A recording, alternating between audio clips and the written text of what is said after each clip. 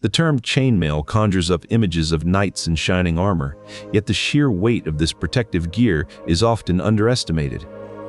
The average suit of chainmail weighed around 15 kilograms, 33 pounds, but its construction was a masterclass in medieval craftsmanship. Made from small metal rings woven together, chainmail offered robust protection without compromising too much on mobility.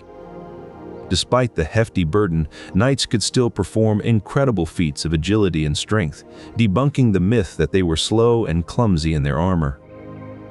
Imagine a smith laboriously crafting each individual ring, ensuring they were sturdy yet light enough to be worn comfortably. The term chainmail itself comes from the Old French word mailer, meaning to mesh or interlink, reflecting the intricate weaving process involved. This intricate construction was not merely for aesthetic purposes, but also served a critical defensive function. The rings were woven together in various patterns and sizes to create a formidable barrier against incoming attacks. But the craftsmanship did not stop at the weaving. The distribution of the armor across the body was meticulously planned to ensure that a knight could move with as much ease as possible despite the considerable load. The harness system in plate armor, for instance, distributed the weight evenly across the body. This engineering feat allowed knights to perform complex maneuvers like running, climbing, and even mounting their horses unassisted. Reenactments have shown that a fully armored knight could run, jump, and perform somersaults with relative ease. This level of agility is remarkable, given the substantial weight they carried. Yet, despite their impressive mobility, the sheer weight of chainmail still posed challenges in combat. The average suit could reach up to 35 kilograms, 77 pounds, making it a significant burden to bear. This begs the question, how did knights manage to fight effectively despite being weighed down by such heavy armor? The answer lies in their extraordinary training and combat techniques. As they trained from childhood, developing exceptional strength, endurance, and skill over 14 years or more, these warriors became formidable forces on the battlefield. Their agility in combat was not just a myth, but a testament to their rigorous preparation. Before we begin, a small request.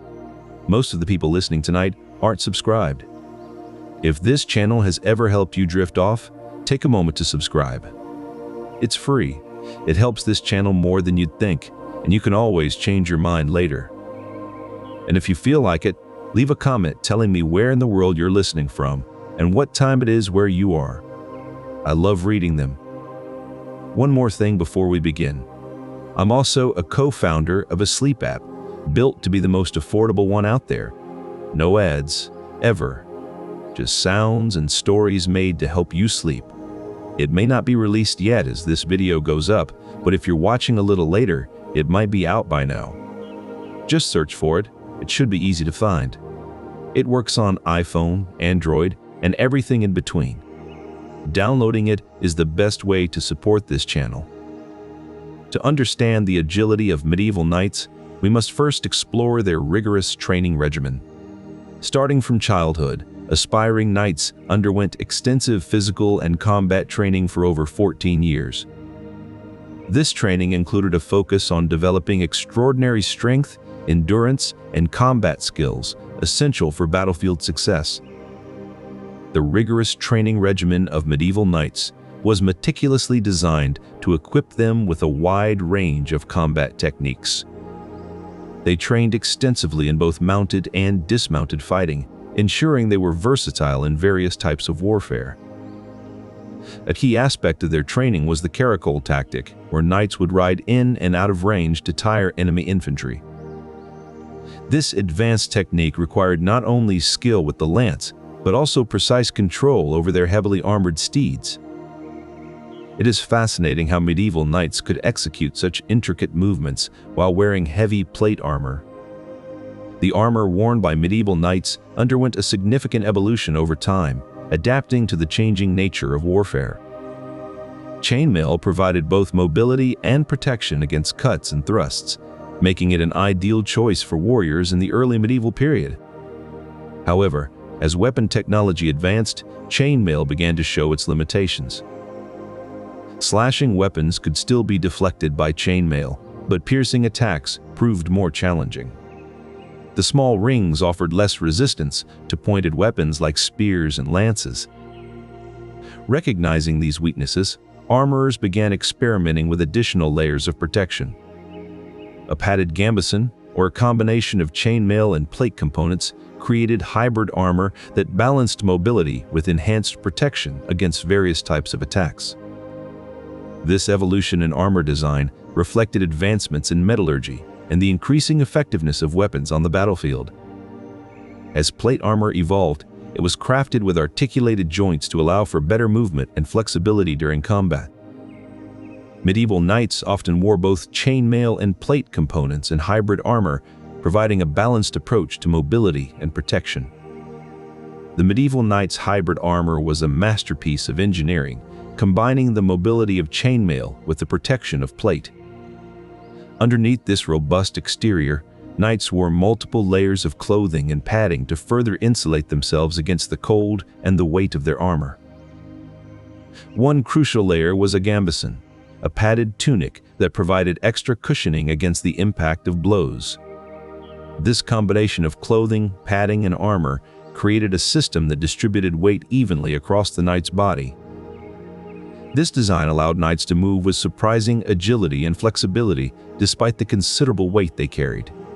In essence, hybrid armor was not just a means of protection, it was an extension of the knight's own body.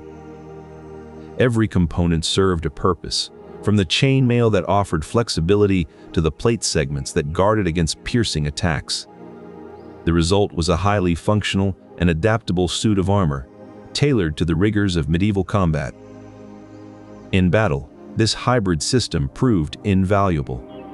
Knights could mount their horses, engage in melee combat, and even grapple with opponents without being impeded by the weight of their armor. This system was a testament to the knight's commitment to both protection and mobility on the battlefield. It enabled them to perform a wide range of physical activities without significant hindrance, making them formidable fighters in any situation. In essence, the knight's hybrid armor was not just a burden, but an extension of their strength and mobility. It allowed them to fight with the same agility and speed as unarmored warriors, making them a force to be reckoned with on any battlefield. The evolution of armor closely followed changes in weaponry and combat techniques.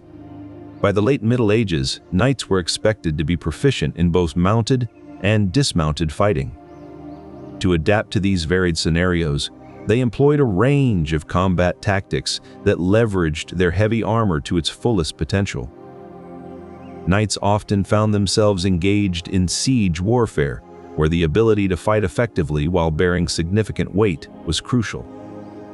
They would climb ladders and scale walls, using their armor not as a hindrance, but as an additional defense layer against enemy projectiles. Dismounted combat required specialized techniques to compensate for the limitations of heavy armor. Knights trained extensively in martial arts and weaponry, learning how to use their weight advantageously in grappling and melee fights. One such technique was the use of a short sword or dagger, which allowed knights to fight at close quarters with precision and agility. The weight and durability of their armor protected them from most blows, enabling them to engage in hand-to-hand combat with confidence. For instance, at the Battle of Agincourt in 1415, English longbowmen decimated French heavy cavalry. Despite their heavy armor, knights were capable of running and maneuvering effectively on the battlefield. This versatility in combat tactics was essential for medieval knights, who often had to adapt quickly to different terrains and enemy formations. The weight of their armor, when properly distributed, allowed them to perform complex maneuvers with remarkable agility. Training played a pivotal role in a knight's ability to fight effectively in heavy armor. From childhood, they developed extraordinary strength and endurance, allowing them to move with the same agility as unarmored warriors. The battlefield of the late Middle Ages was a complex and dynamic environment where warfare was not confined to a single type of combat. In this era, knights were expected to be versatile warriors who could adapt to various battle situations swiftly and effectively. Historical accounts from the Battle of Agincourt in 1405 show that French cavalry were caught off guard when English archers and men-at-arms quickly shifted from mounted to dismounted combat. This ability to fight both on horseback and on foot was crucial because medieval warfare often required knights to adapt to different battlefield scenarios in real time. For example, during sieges, knights needed to fight on foot, scaling walls, and engaging in close combat with enemy defenders. This versatility in combat made medieval knights formidable opponents on the battlefield, despite the weight of their armor. However, as warfare strategies evolved and the emphasis shifted towards infantry and ranged combat, the era of heavy cavalry began to decline. The rise of longbowmen and the increasing use of siege engines made the traditional role of heavily armored knights less effective in many battles. This transition marked a significant shift in military tactics, moving away from the reliance on heavy cavalry and towards more flexible and adaptable infantry forces. The ability to fight both mounted and dismounted was not just an advantage, it was a necessity for survival on the battlefield. And as we see from historical accounts, medieval knights were trained and equipped to meet this challenge with remarkable skill and tenacity. Perhaps it is time to reevaluate our understanding of these warriors from the past, recognizing the complexity and adaptability they brought to the field of battle. For in an era where warfare was anything but predictable, it was this very versatility that made medieval knights such formidable forces on the battlefield. As the Middle Ages progressed, a new era of warfare emerged, one that would slowly but surely spell the decline of heavy cavalry. This period saw the development of sophisticated countermeasures by infantry forces. One such innovation was the pike, a long spear used in mass formation that could easily pierce even the sturdiest plate armor. The pikemen would stand shoulder to shoulder, creating a wall of sharp points that cavalry charges could not penetrate. Another game-changing invention was the crossbow. With a range far greater than that of a longbow and a force capable of piercing heavy armor, it made mounted knights vulnerable at distances they could not reach. By the late 15th century, firearms began to appear on battlefields, further reducing the effectiveness of traditional armor. These weapons could fire projectiles with enough force to penetrate metal plate, making the once formidable knight vulnerable from afar. The evolution of these weapons and tactics marked a significant shift in warfare dynamics. It was no longer enough to be armored. One had to be wary of being caught by surprise from a distance. This changing landscape set the stage for the eventual obsolescence of plate armor. As the landscape of medieval warfare shifted, so too did the armor worn by knights. The introduction of plate armor coincided with advances in metallurgy and blacksmithing techniques. Steel thickness and metallurgy were key factors determining the total weight and effectiveness of a knight's armor. The cost of a full suit of plate armor varied greatly depending on the quality of materials and craftsmanship, often making it an expensive luxury item. However, the decline of traditional heavy armor began with the advent of firearms, which could penetrate even the thickest steel plates. These new weapons changed the calculus of battle, making the once formidable plate armor less effective. The transition from chainmail to plate armor was a response to these evolving threats and the need for better protection. This shift in weaponry and the subsequent obsolescence of plate armor marked a significant transition in warfare tactics and strategy. As we see, the story of medieval armor is one of continual adaptation and response to the realities of combat. The legacy of these designs continues to influence modern protective gear and tactics, reminding us that every innovation is a response to a changing world. It's 14th century France. Jean, a skilled armorer, is meticulously crafting a cuirass in his workshop. This breastplate is no ordinary piece of metal. It's a masterpiece of ergonomic engineering designed to protect vital organs while allowing for unrestricted movement. Jean knows that knights must be able to run, jump, and mount their horses unassisted. The weight of a full suit of plate armor is distributed across the body through an ingenious harness system. The design of medieval armor was optimized to balance protection and mobility. Knights could perform complex physical activities like climbing siege ladders or wrestling opponents to the ground. Cultural and technological factors greatly influenced the evolution of medieval armor. Advances in metallurgy allowed for stronger materials like steel, which enabled the creation of more protective yet lighter pieces. Mail-style construction was adapted to create coats of plates, combining mobility with protection. This hybrid armor allowed knights to fight effectively both on and off the battlefield. The study of medieval armor offers insights into the timeless principles of warfare. Even under modern conditions, adaptability and versatility remain crucial in combat scenarios. In the end, the armor legacy of medieval knights teaches us that in warfare, as in life, adaptability and versatility are the keys to survival. In reality, their weapons were specifically designed to complement their armor, allowing knights to fight effectively. The longsword, for instance, was a staple weapon of medieval knights. Its length and weight made it ideal for striking powerful blows against armored opponents. The mace was another formidable weapon that excelled in combat against armored foes. Its blunt end could deliver devastating impacts without the risk of being deflected by armor. Warhammers, similarly, combined crushing force with piercing power to breach even the toughest armor. Understanding the weaponry of these knights helps dispel the myth that their armor made them helpless on the battlefield. Instead, it shows how their adaptability and versatility were key to their survival in warfare. Their weapons, designed with precision and purpose, allowed them to navigate the challenges of combat with remarkable prowess.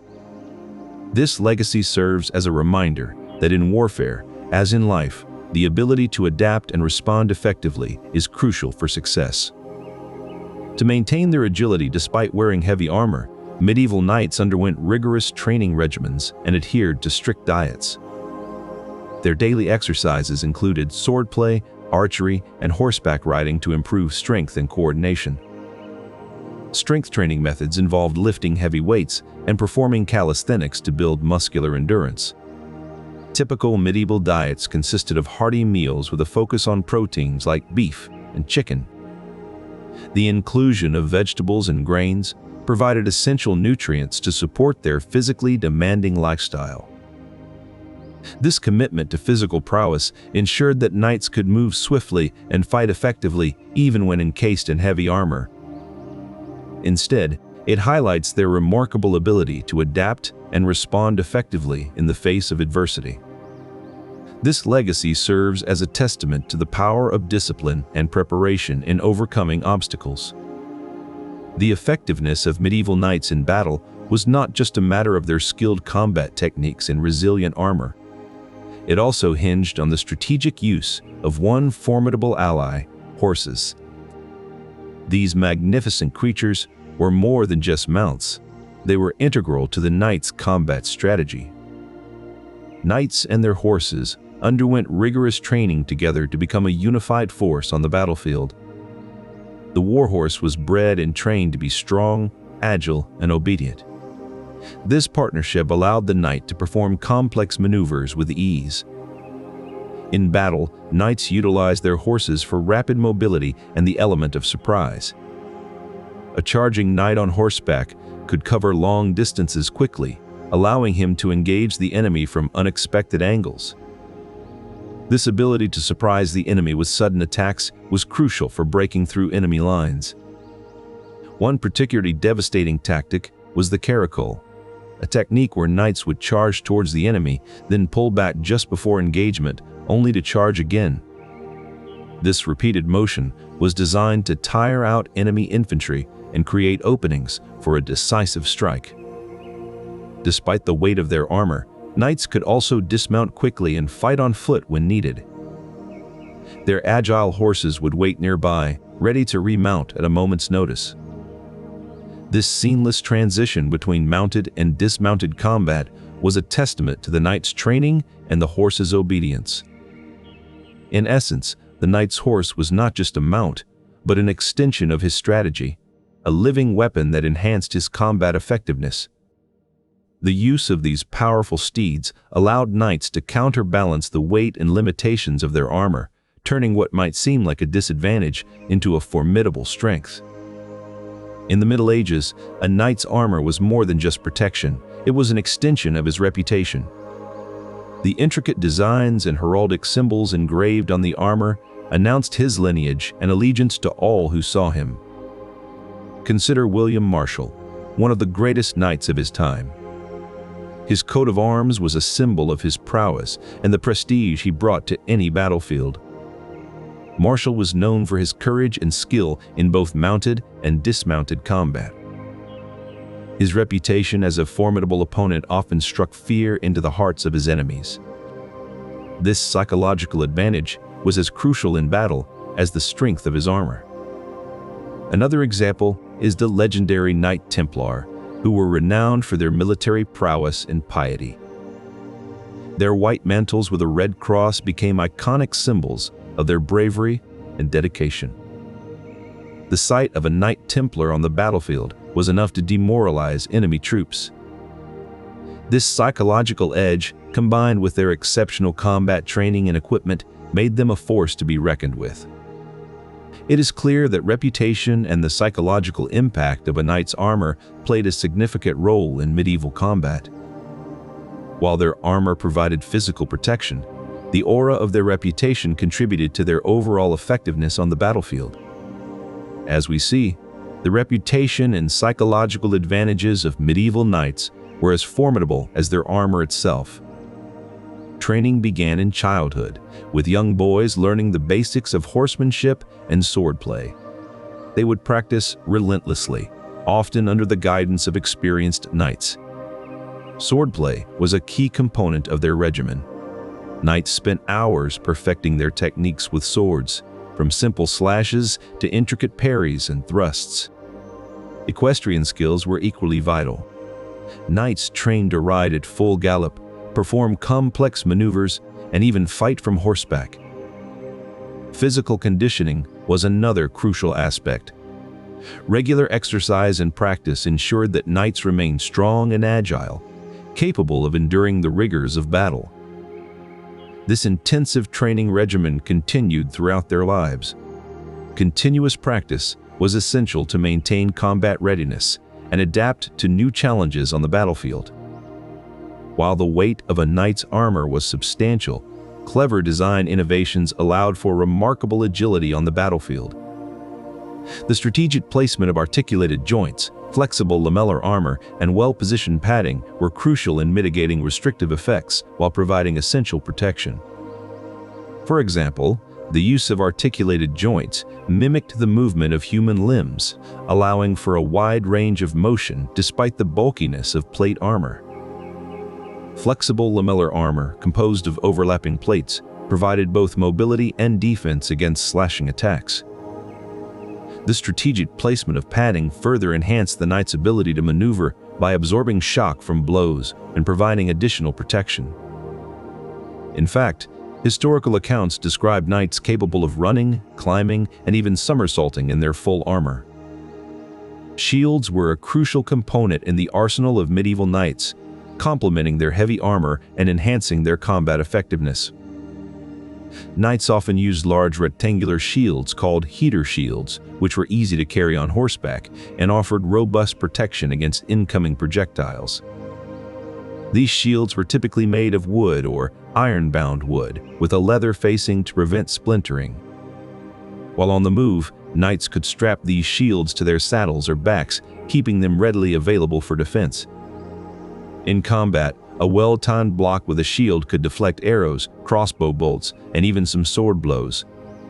Moreover, the edge of these shields was often reinforced, allowing knights to use them offensively for ramming or striking opponents. The tactical versatility of these shields made them invaluable in the dynamic battles of medieval warfare. Another type of shield favored by knights was the kite shield, named for its distinctive shape resembling a flying kite. Kite shields were particularly effective in close-quarters combat, where their pointed lower edge could be used to disarm or trip opponents. Their shape also allowed knights to hook and pull enemies off balance, creating openings for swift counterattacks. Despite their weight and bulk, medieval shields were designed with ergonomics in mind, ensuring that knights could wield them effectively without hindrance. This engineering prowess, combined with rigorous training, enabled knights to fight with remarkable agility and precision, even while encumbered by heavy armor. Thus, shields served not merely as defensive tools, but as vital extensions of a knight's mobility and offensive capabilities on the battlefield. The clash of steel on steel, the thunderous stampede of horses, these were not just sounds of battle, but also powerful psychological weapons.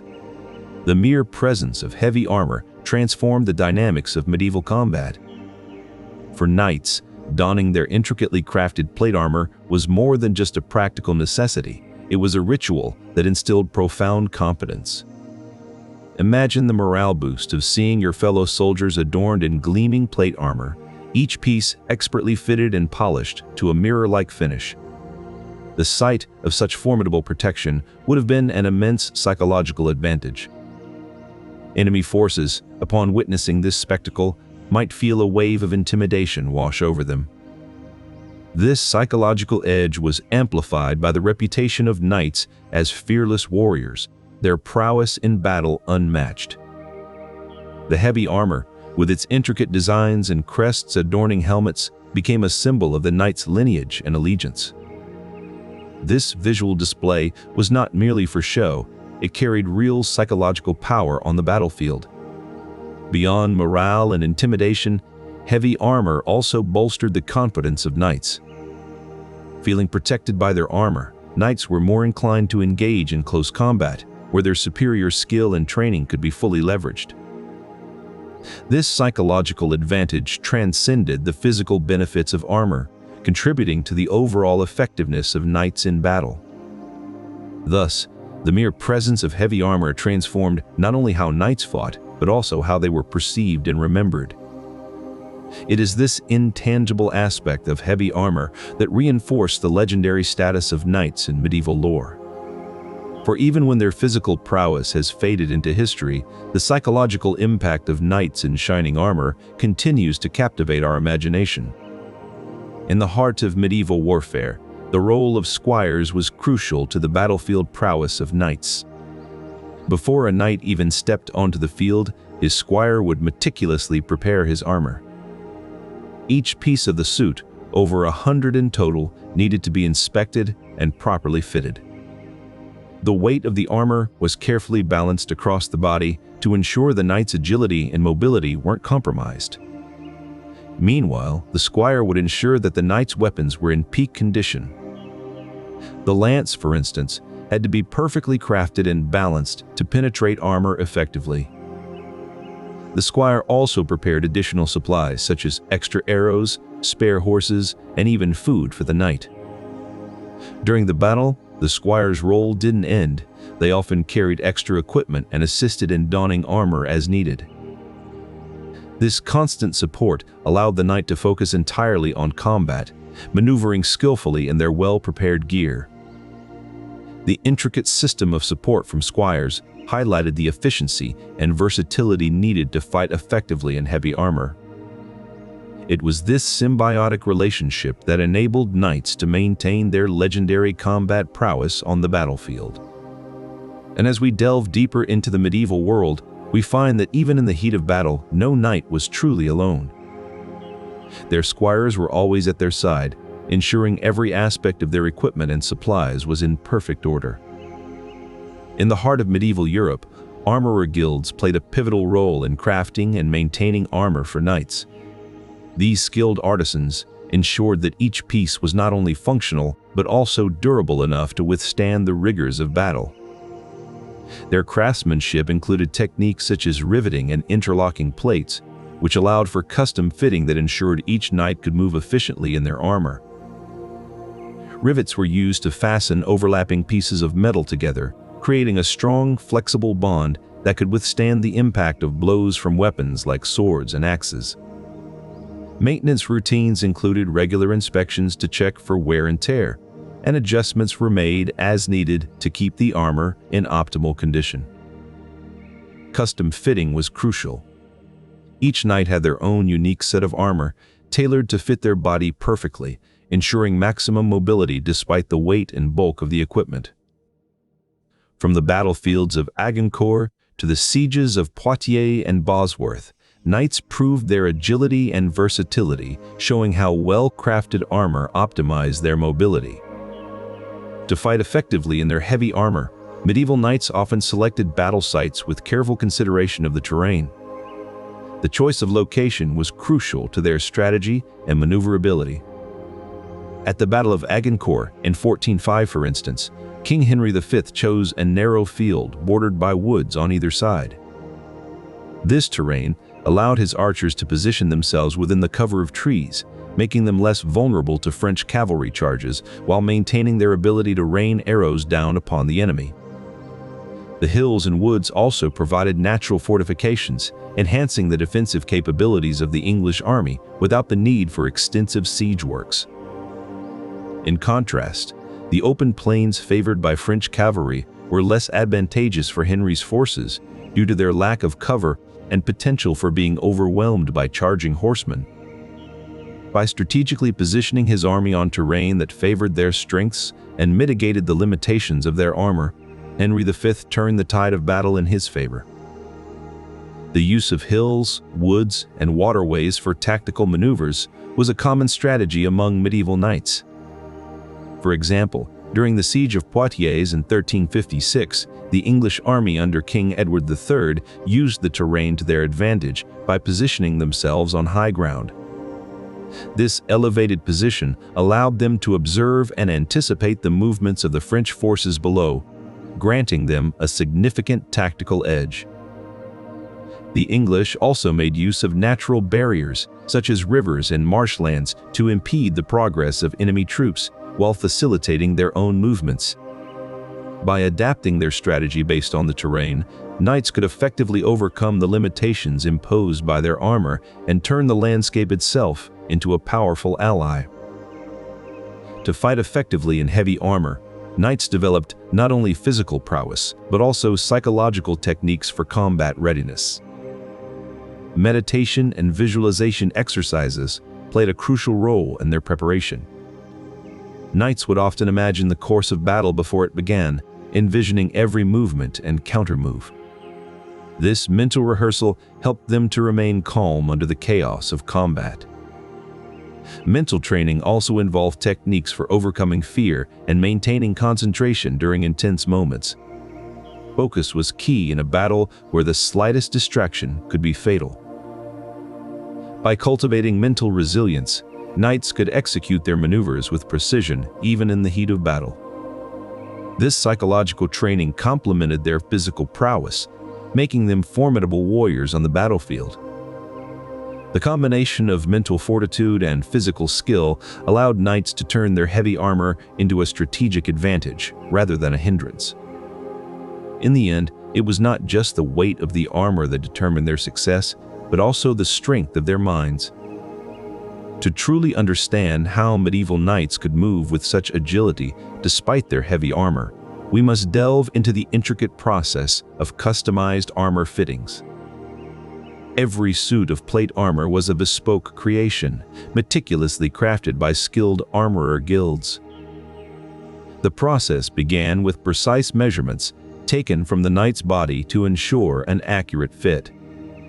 Next, each individual piece of armor was carefully shaped and articulated using a combination of hot and cold forging techniques.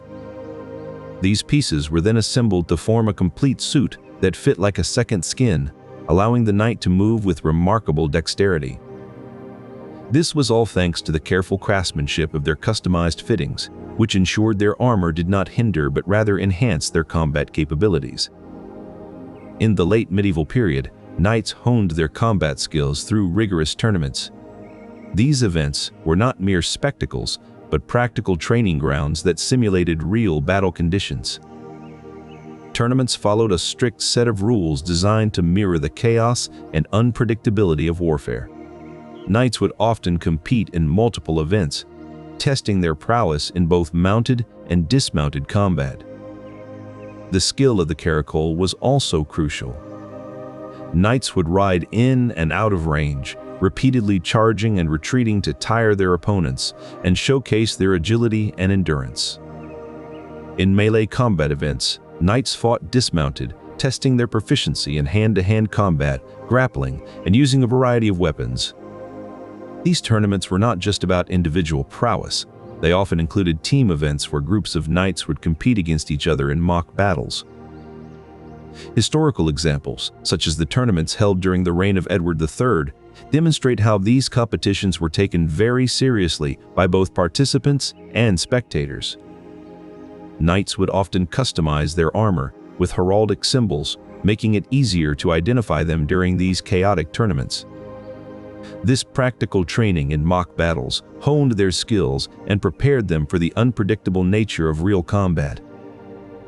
The ability to quickly adapt to changing circumstances, whether it be switching from mounted to dismounted combat or dealing with unexpected obstacles, was crucial for survival on the battlefield.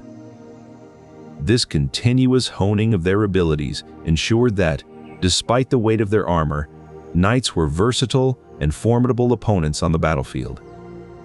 While the armor itself was a masterpiece of ergonomic engineering, another key element of a knight's combat prowess lay in their specialized war saddles. These saddles were designed to support the weight and movements of heavily armored knights, enabling them to fight effectively from horseback. The war saddle featured high pommels, the raised sides at the front and rear of the saddle, which helped stabilize the knight during combat maneuvers.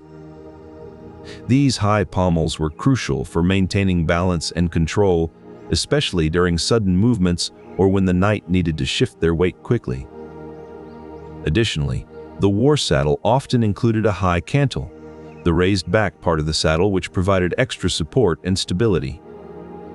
The saddle's stirrups were also designed to accommodate the weight of a knight in full-plate armor, ensuring that they could ride comfortably and with precision. Moreover, specialized saddle pads were often used to provide additional cushioning, reducing the impact of shocks on both the knight and their horse. These adaptations allowed knights to maintain control over their horses even in the heat of battle, enhancing their overall combat effectiveness.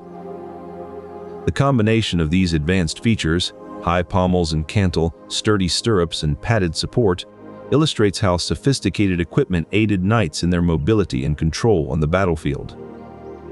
As the sun rose over a battlefield in medieval France, the crackling flames of torches revealed an intricate display, banners adorned with vivid symbols and colors flapping in the wind. These were not mere decorations, they were heraldic symbols, carefully designed to convey a knight's lineage and allegiance. Medieval heraldry was more than just decorative flourishes, it served a strategic purpose. In the heat of battle, these symbols provided a psychological edge against enemies. Before the battle, the English knights rallied under banners displaying the 3 lions of England. This sight instilled a sense of unity and resolve among the English troops. Meanwhile, the French knights saw a fragmented array of banners, each representing different noble houses. This disunity undercut their cohesion and morale. Thus, heraldry not only marked the knight's identity, but also bolstered their psychological advantage on the battlefield. As the sun set on that fateful day in Agincourt, the banners of England stood as a testament to the strategic power of heraldry. Their armor, though heavy, was a masterpiece of ergonomic engineering that allowed them to perform complex offensive maneuvers. One such technique was the coup de bouclier, where knights would use their lances to hook an opponent's shield, pulling it out of position.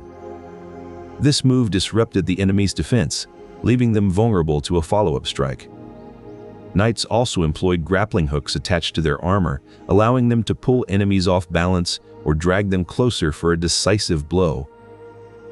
The weight of the armor itself was not just a defensive measure, but also an offensive weapon.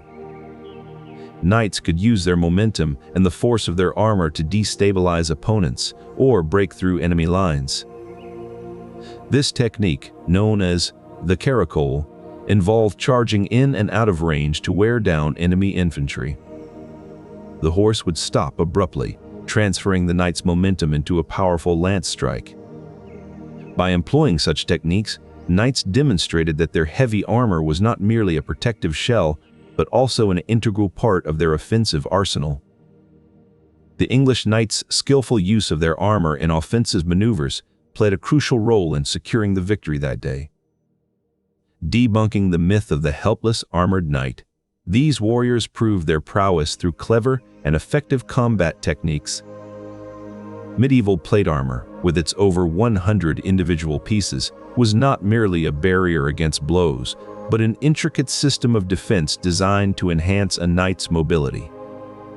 Each piece, meticulously crafted by skilled armorers, was fitted together with precision to ensure that the overall weight was less than modern combat gear. Armorers also made strategic use of lighter materials in areas where full protection was not critical, thereby reducing the overall burden on the knight. This approach allowed for a balance between protection and mobility that was unparalleled in its time. Through their craftsmanship, armorers ensured that the knights were not merely encumbered by their gear, but could move with an agility that belied the weight of their suits. This skill and precision in crafting ultimately contributed to the knight's prowess on the battlefield. The work of armorers was a crucial component in debunking the myth of the helpless armored knight. Their meticulous crafting of armor not only protected the knights, but also enabled them to fight effectively and maneuver with remarkable dexterity. In essence, the armorer's artistry was a silent yet powerful ally on the battlefield, helping knights to be swift, formidable, and unstoppable in their quest for victory. The weight and bulk of medieval armor alone cannot explain the agility and endurance displayed by knights on the battlefield. Beyond their rigorous physical training, other crucial factors contributed to their resilience. Psychological fortitude played a significant role in a knight's ability to fight effectively. The mental preparation and resilience needed for battle were honed through years of training and discipline. Moreover, dietary habits were meticulously maintained to ensure peak performance during combat. Knights consumed nutrient-rich foods designed to provide sustained energy and strength. Their diets often included generous portions of red meat, whole grains, and leafy greens, providing the necessary nutrients to endure prolonged periods of intense physical activity. Rest periods during combat were also strategically planned and executed. Knights would take brief moments to hydrate and replenish their energy reserves, ensuring they remained at peak performance. These practices, combined with physical training, created a holistic approach to combat readiness that went beyond mere strength and stamina. Thus, a knight's ability to fight effectively in heavy armor was not just a testament to their physical prowess, but also their mental fortitude and proper sustenance. This integrated approach ensured that knights could endure the rigors of battle with both their bodies and minds prepared for the challenges ahead. Their endurance was not merely physical but encompassed a deep psychological resilience, nourishing dietary habits and strategic rest periods. Equipment innovations in medieval knight gear played a crucial role in debunking the myth of slow and clumsy armored warriors. One such innovation was the introduction of spurs, which enhanced mobility and maneuverability during combat. Spurs were metal projections attached to the heels of a knight's boots, serving as both a form of identification and a strategic tool. By kicking their horses with these spurs, knights could signal specific commands, such as charging or turning. Another significant development was the use of stirrups, which greatly improved a knight's stability and control on horseback. Stirrups allowed knights to sit firmly in their saddles, making it easier to wield weapons effectively, even while riding at speed. Moreover, specialized weaponry designed for use with heavy armor further enhanced a knight's combat potential. For instance, the lance was specifically adapted to be used by mounted knights, providing them with significant striking power. These technological advancements illustrate how medieval knights maximize their combat potential despite wearing heavy armor. Their effectiveness on the battlefield was not merely a testament to their training, but also to the ingenious design of their equipment. In the complex world of medieval combat, where armor was a necessity and a liability, knights developed a variety of ingenious tactics to maintain their edge on the battlefield. One such tactic was feinting, a strategic deception designed to mislead and outmaneuver opponents. During the Battle of Agincourt in 1450, English longbowmen employed feints to draw out the French cavalry. The archers would retreat, drawing the heavily armored cavalry into a pursuit, only for the longbowmen to turn and unleash a volley of arrows on their disoriented foes. This deceptive maneuver exploited the enemy's overconfidence and eagerness to engage, ultimately leading to their downfall. Training for such tactics was rigorous and began in early childhood. Young knights learned to control their breath, maintain balance, and execute precise movements under the weight of their armor. This extensive training enabled them to feint effectively even in the most demanding conditions. The psychological impact of such deceptions was profound. Opponents found themselves disoriented and off balance, unable to anticipate the knight's next move. This strategic deception further debunks the myth of the slow and clumsy knight. Instead, it reveals a highly skilled warrior capable of executing complex maneuvers despite the weight of his armor. The ability to feint effectively was not just a tactical advantage, but also a testament to their superior training and combat intelligence. Through strategic deception and careful planning, knights could transform the limitations of their heavy armor into a formidable advantage on the battlefield. Despite the weight and bulk of their armor, medieval knights were remarkably agile on horseback. Their mobility was not just a result of their own training, but also the careful control they exercised over their horses' movements. Knights trained their horses to master different gaits: walk, trot, canter, and gallop, each serving a specific purpose in battle. The walk was used for steady progression across the battlefield, maintaining control and stability while the knight scanned the terrain. At a trot, horses moved at a balanced pace, allowing knights to quickly cover ground without jostling their armor or disrupting their balance. The canter was employed for swift maneuvers, offering speed and agility while keeping the rider in a stable position.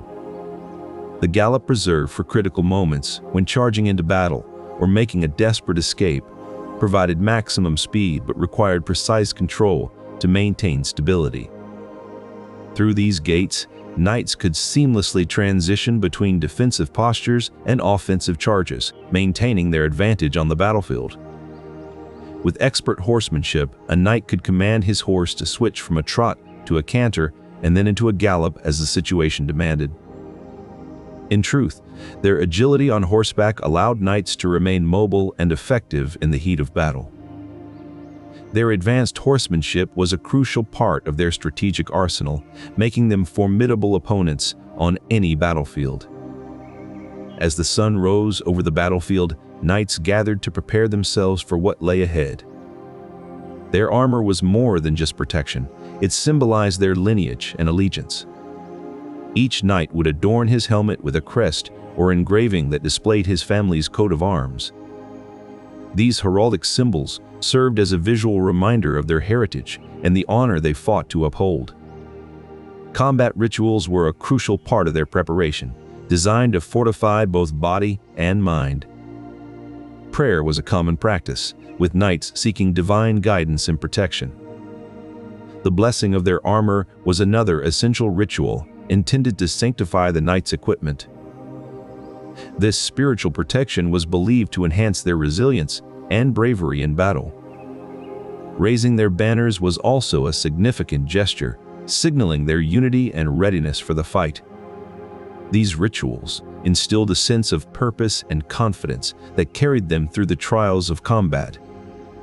The design of medieval plate armor was a masterpiece of ergonomic engineering that allowed for a full range of motion.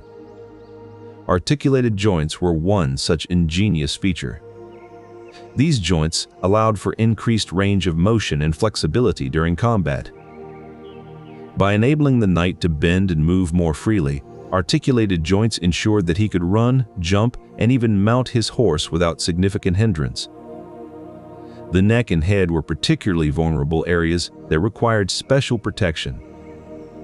Medieval helmets were designed with crests or other decorations that not only protected the head and neck, but also served as a means of identification on the battlefield. These helms often featured reinforced sections around the face and neck to deflect blows and projectiles. By carefully balancing protection with mobility, knights could fight effectively while mitigating the risks of injuries. Thoughtful design features like articulated joints and reinforced sections ensured that knights were well protected but not encumbered. Instead, their armor was a testament to thoughtful design and engineering that allowed them to fight effectively on the battlefield. With their agility preserved and injuries minimized, knights could focus on the task at hand, winning the battle. Fitting armor to the specific measurements and movements of each knight was crucial. The weight distribution across the body allowed for a full range of motion, including running, climbing, and even somersaulting. To further enhance mobility and comfort, knights used padding and liners within their armor. These layers provided a cushion against the hard metal, reducing the impact of blows and allowing for greater ease of movement. The addition of padded gambesons or other undergarments ensured that the armor did not chafe against the skin, preventing discomfort during prolonged battles. These layers were as essential as the metal plates themselves. Knightly helmets and gauntlets were fitted with precision to allow for dexterity in combat. The ability to wield weapons effectively and protect vital areas without hindrance was paramount. In battle, personalized fitting allowed knights to perform at the peak of their physical abilities. Whether they were running, jumping, or wrestling opponents to the ground, their armor did not hinder but rather supported their actions. Fighting effectively in heavy armor required not only skill, but also a deep understanding of the body's mechanics. Every articulated joint and piece of padding played a role in maintaining mobility. Knights had to develop a keen awareness of their body's capabilities and limitations. This mental acuity allowed them to compensate for the drawbacks of heavy armor. They learned to anticipate their opponent's moves and react swiftly, even when encumbered by their gear. In battles like Agincourt and Poitiers, knights demonstrated their ability to fight dismounted, perform complex maneuvers, and even grapple with opponents on the ground. Their mental training allowed them to adapt quickly to changing circumstances. As a knight gained experience in battle, he learned to trust his instincts and rely on his training. This mental fortitude complemented his physical capabilities, allowing him to fight effectively despite the weight of his armor. In essence, a knight's mental discipline and combat experience were vital components of their overall fighting prowess.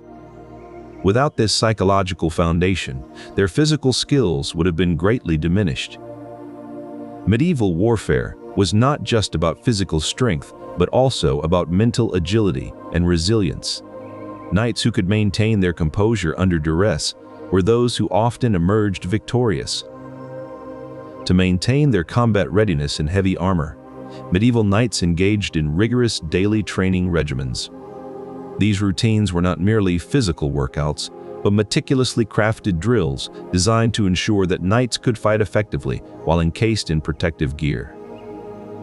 Every morning at dawn, knights would commence their training with basic conditioning exercises tailored specifically for mobility within armor. This included running drills where they learned to maintain balance and agility despite the weight of their equipment.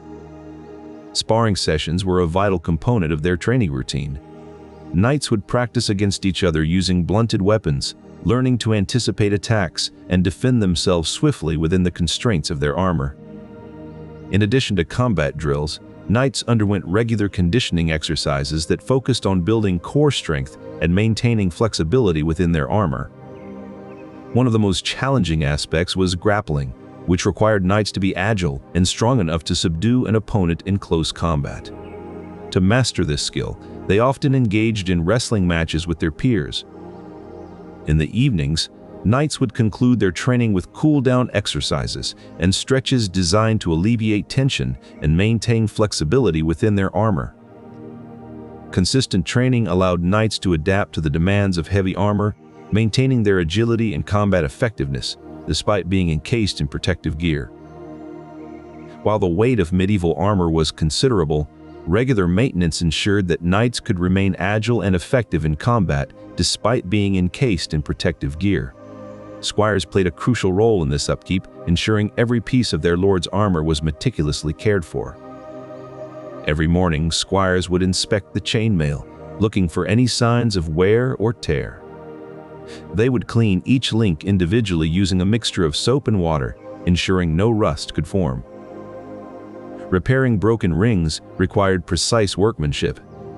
Squires would use special pliers to carefully remove the damaged ring and replace it with a new one, ensuring the mail retained its integrity and flexibility. Proper fit was also essential. Squires would adjust the armor to ensure it sat comfortably on their lord, preventing any unnecessary strain or discomfort during battle.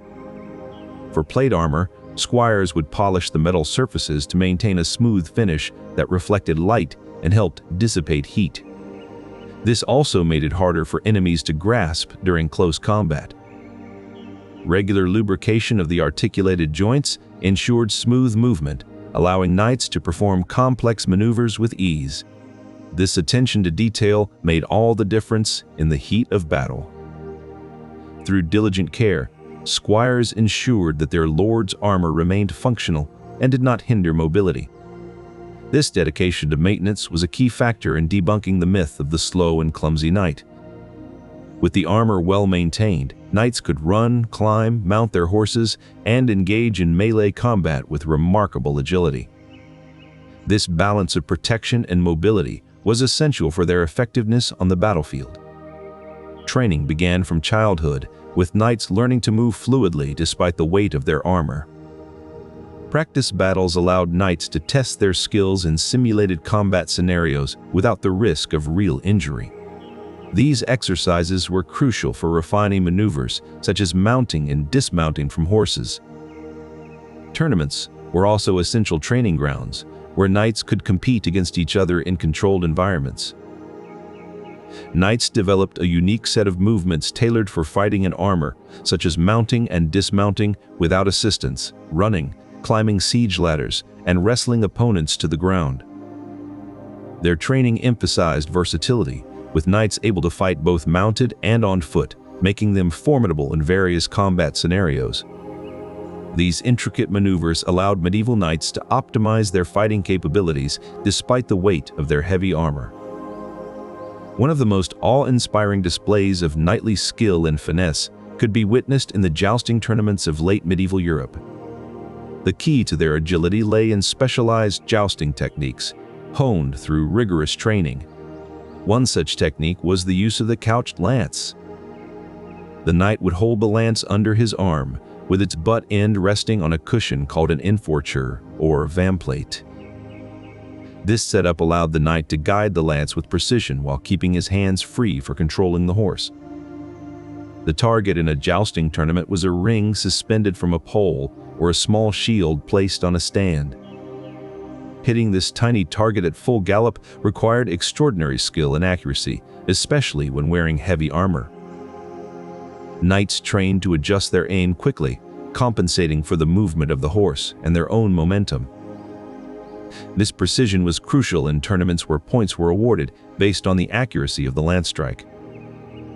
Another vital aspect of jousting techniques involved horse control strategies, ensuring that both rider and mount were perfectly synchronized. Knights trained their horses to perform complex maneuvers, such as stopping abruptly or turning sharply on command. These strategies allowed knights to maintain agility despite the weight of their heavy armor, enabling them to outmaneuver opponents with speed and precision. The combination of these specialized techniques demonstrated that medieval knights were not merely heavy, lumbering figures, but skilled warriors capable of remarkable feats. Their prowess in jousting tournaments further solidified their legendary status, showcasing their agility and finesse in the face of adversity.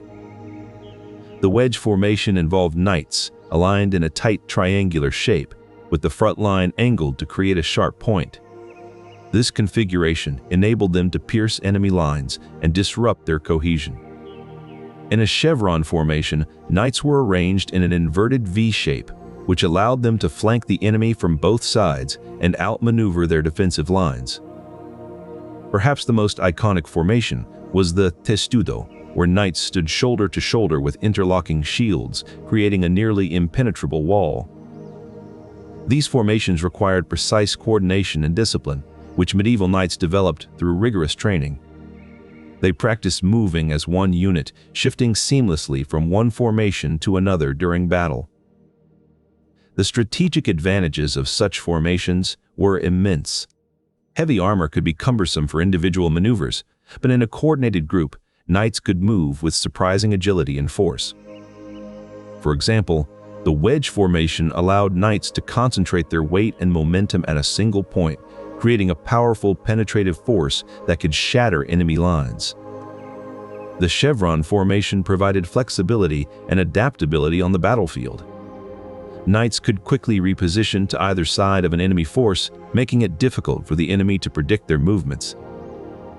The testudo formation offered robust protection against incoming projectiles and cavalry charges. This defensive barrier allowed knights to advance on foot towards enemy positions with minimal risk.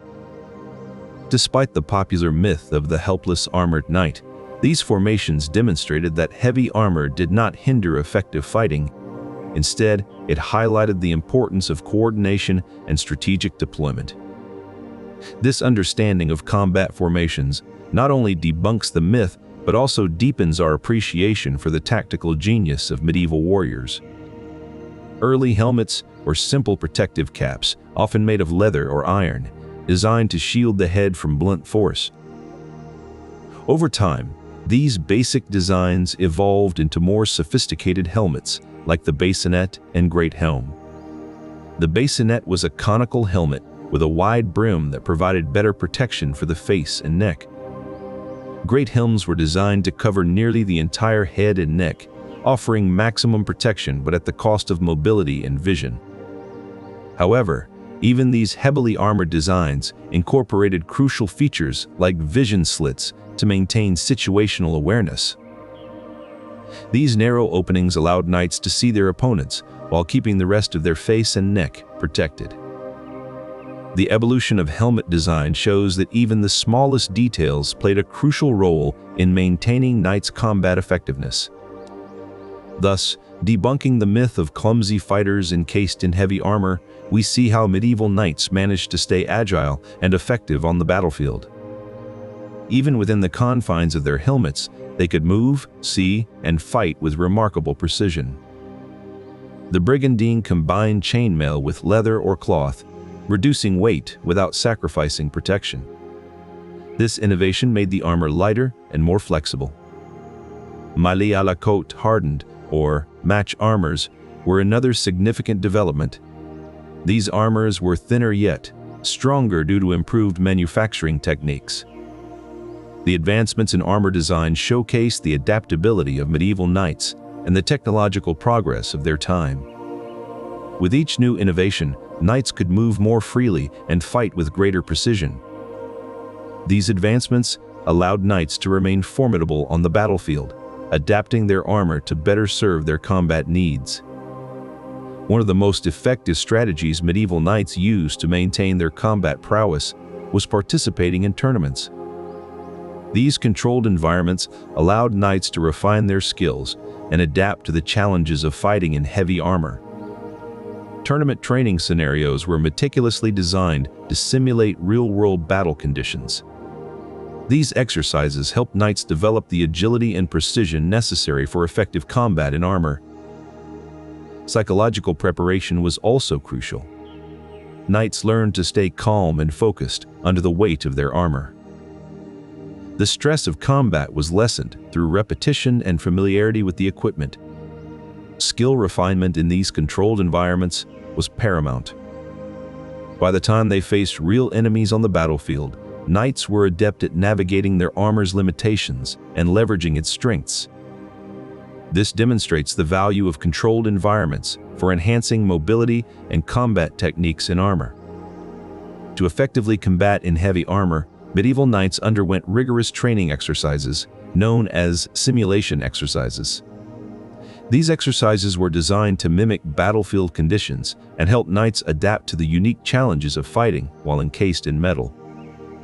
In these exercises, knights would often spar against dummy opponents or navigate through obstacle courses that simulated various battle scenarios. The goal was to develop reflexes and techniques that would allow them to fight effectively despite the limitations imposed by their armor. For instance, knights would practice swinging their swords at targets designed to replicate an opponent's helmet or breastplate, learning how to apply force effectively without injuring themselves. These simulations allowed knights to understand the specific mechanics of their armor and weapons in combat situations. Moreover, they would engage in exercises where they had to quickly change directions or perform evasive maneuvers while wearing their full suits of plate armor. These drills helped them develop the agility and control needed to avoid incoming blows and seize opportunities for counterattacks. Instead, these well-trained warriors were capable of fighting with remarkable efficiency and grace, thanks to their meticulous preparation. Plate armor, constructed from large metal plates, offered superior protection against both cutting and piercing attacks. Yet, it was not simply a matter of strength. Craftsmen designed these plates with articulated joints to ensure that knights could move freely and effectively in combat. For example, elbow and knee joints were specifically crafted with hinges to allow for a greater range of motion. These intricate designs meant that knights could raise their arms to defend against incoming blows or bend down to pick up dropped weapons without being hindered by their armor. Moreover, the weight of a full suit of plate armor was carefully distributed across the body to prevent any single area from becoming too cumbersome. Their armor was not a mere burden, but a sophisticated piece of personal equipment tailored to enhance their combat capabilities. This intricate design allowed knights to move with remarkable efficiency and grace, demonstrating the true power of thoughtful craftsmanship in warfare. So, while the myth of the helpless armored knight might be appealing, it is far from reality. Medieval knights didn't fight alone on the battlefield. Their mobility and effectiveness were enhanced through the strategic use of formations. Formations allow them to move together efficiently, protecting each other's weaknesses while maintaining offensive capabilities. One such formation was the schiltron, used by Scottish Highlanders. This compact phalanx-like arrangement involved warriors tightly packed together, wielding long pikes. The dense mass of these weapons created a nearly impenetrable barrier against cavalry charges. The wedge formation was another strategic arrangement used by knights. In this formation, a group of mounted knights would form a triangular shape with the lead knight at the tip. This allowed them to break through enemy lines and create openings for their infantry to follow through. For broader frontal assaults, knights would often line up in a formation known as line abreast. This arrangement saw them spread out across the battlefield, providing a wide and stable offensive front. It offered flexibility and allowed for effective communication among the ranks. These formations were not just defensive measures. They also provided mobility and offensive power. For instance, the wedge formation could quickly alter its shape to become a line or a column as needed during battle. The strategic use of formations required extensive training and coordination among the knights. They had to be able to move seamlessly from one formation to another, often in response to changing battlefield conditions. This ability to shift formations was crucial in medieval warfare, where adaptability was key. Knights had to be ready for both mounted and dismounted combat, often transitioning between open fields and enclosed spaces like castles and towns. The formations and training of medieval knights demonstrate that their effectiveness in combat was not simply a matter of individual prowess, but also of collective strategy and discipline. This is why they remained formidable on the battlefield for centuries. Their ability to coordinate and shift formations allowed them to be both versatile and powerful, adapting to a wide range of battle conditions and maintaining their offensive capabilities despite the weight of their armor. So, while medieval knights were heavily armored, they were far from helpless. Their strategic use of formations and rigorous training ensured they could fight effectively on the battlefield. Understanding the role of these tactical formations provides a more accurate picture of medieval knights as skilled warriors, debunking the myths that have persisted about their limitations in combat.